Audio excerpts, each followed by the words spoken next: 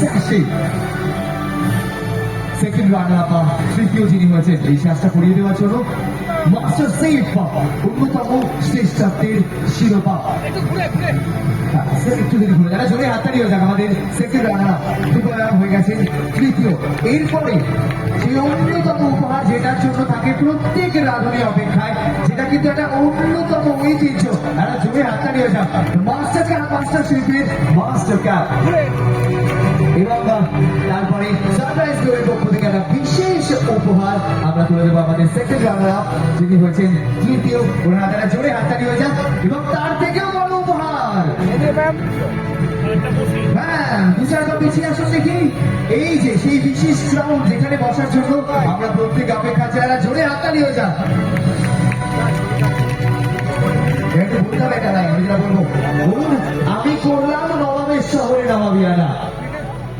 আমি করলাম আমার শহরে নবাবিয়ানা। আরে জোরে বলো, শুনতে পারলাম না তো। আমি করলাম আমার শহরে নবাবিয়ানা। আহা, নবাবিয়ানা হচ্ছে কিন্তু। Thank you so much. এবং আমরা পেয়ে গেছি আমাদের সেকেন্ড রানার যিনি হয়েছে তৃতীয় টুম্বা ম্যামকে। Thank you so much.